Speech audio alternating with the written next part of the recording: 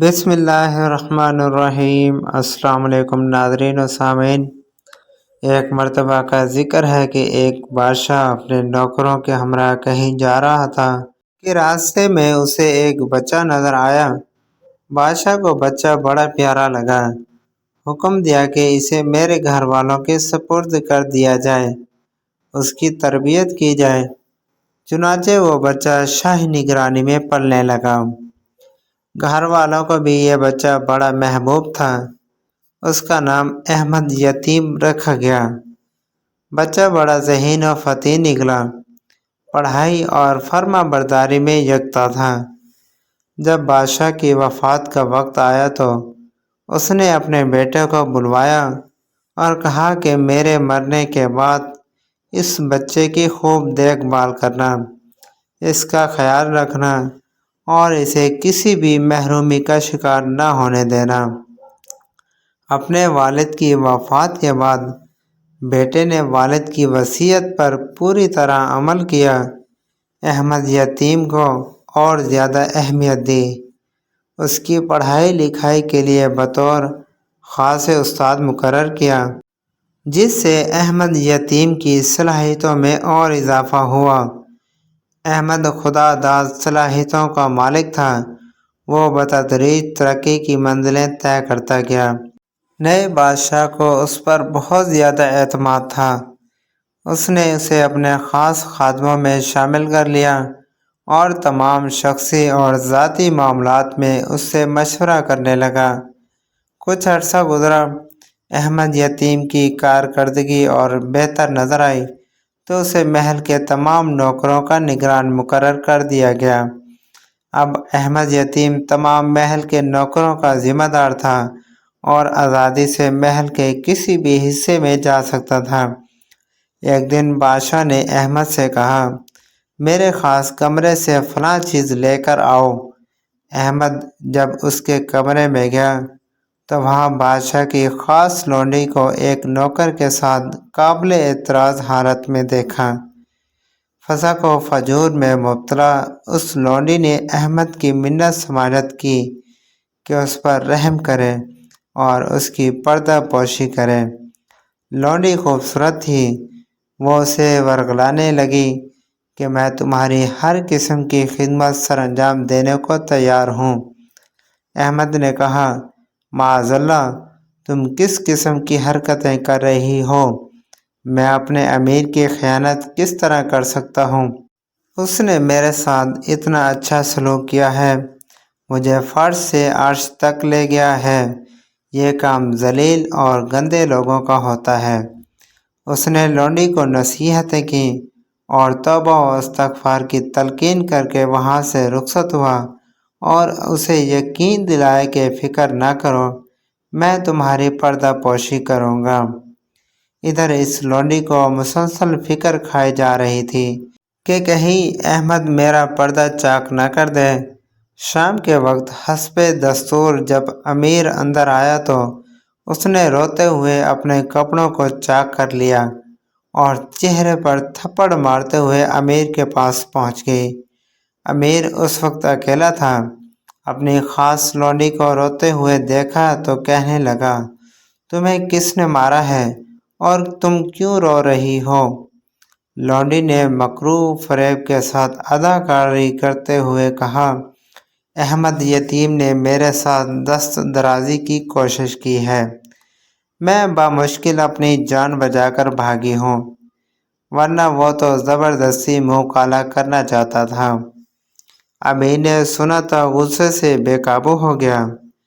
بولا، ایسے شخص کی سزا موت ہے، اسے فوراً قتل کر دیا جائے۔ رات ہو چکی تھی، لہٰذا اس نے اپنے ارادے کو صبح تک ملتوی کرنا مناسب سمجھا۔ ادھر احمد محل میں بے حد مقبول تھا۔ سب لوگ اسے عزت کی نگاہ سے دیکھتے تھے۔ یہ مصلحت کے خلاف تھا کہ اسے سرِ عام قتل کروایا جاتا۔ اس سے محل میں خواہ مخواہ چہمگوئیاں ہوتی۔ امیر نے سوچا کہ اسے خفیہ طور پر قتل کروا دیا جائے تاکہ لوگوں کو اس کے جرم کا پتہ چلے، نہ قتل کا۔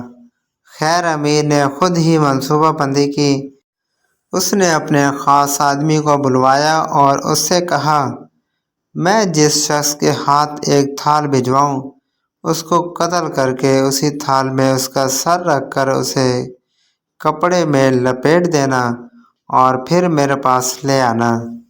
خادم خاص نے حکم کی تعمیل میں سر ہلا دیا۔ چند دن گزر گئے۔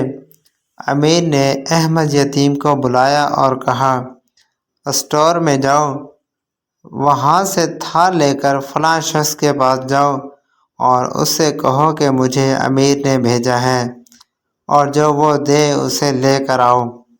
احمد یتیم اپنے امیر کے حکم کی تعمیل میں تھال لے کر جلاد کی طرف روانہ ہوا۔ راستے میں اسے بعض نوکر ملے، ان کا آپس میں جھگڑا ہوا تھا۔ انہوں نے اس سے فیصلہ کرنے کی درخواست کی۔ اس نے کہا کہ میں امیر کے کام جا رہا ہوں، واپسی پر فیصلہ کر دوں گا۔ انہوں نے کہا کہ آپ کا ابھی فیصلہ کرنا نہایت ضروری ہے، اس کام کے لیے ہم کسی اور نوکر کو بھجوا دیتے ہیں۔ جب وہ تھال لے کر آئے تو آپ اسے امیر کے پاس لے جائیں۔ بات معقول تھی۔ انہوں نے ایک نوکر کو اشارہ کیا کہ وہ تھال لے کر فلاں شخص کے پاس جائے اور وہ جو چیز دے وہ واپس یہاں لے آئے۔ اتفاق دیکھے کہ یہ وہی شخص تھا جو لونڈی کے ساتھ بدکاری کا مرتکب ہوا تھا۔ چنانچہ وہ تھال لے کر اس خادم خاص کے پاس چلا گیا۔ اس خادم خاص نے قتل کرنے کے لیے خاص جگہ کا انتخاب کیا ہوا تھا تاکہ کسی کو کانو کان خبر نہ ہو۔ اس نے اس نوکر کو ساتھ لیا اور وہاں پہنچ گیا۔ اس نے اس کی گردن ماری اور سر تھال میں رکھ کر خوب ڈھانپا اور امیر کے پاس لے آیا۔ خادم خاص اس تھال کو لے کر حاضر ہوا۔ امیر نے تھال سے کپڑا ہٹایا تو وہاں احمد یتیم کے سر کے بجائے کسی اور نوکر کا سر تھا۔ وہ بڑا حیران ہوا۔ اس نے پوچھا، احمد یتیم کہاں ہے؟ بتایا گیا کہ وہ فلاں جگہ ہے۔ امیر نے احمد یتیم کو بلانے کا حکم دیا۔ جب احمد یتیم حاضر ہوا تو پوچھا، میں نے تمہیں ایک کام دے کر بھیجا تھا اور کہا تھا کہ تھال خود لے کر جاؤ، تم خود کیوں نہیں گئے؟ احمد یتیم جو تمام حالات سے بے خبر تھا، اس نے نوکروں کے درمیان جھگڑے اور پھر ان کے درمیان صلح کا ذکر کیا کہ میں وہاں مشغول تھا۔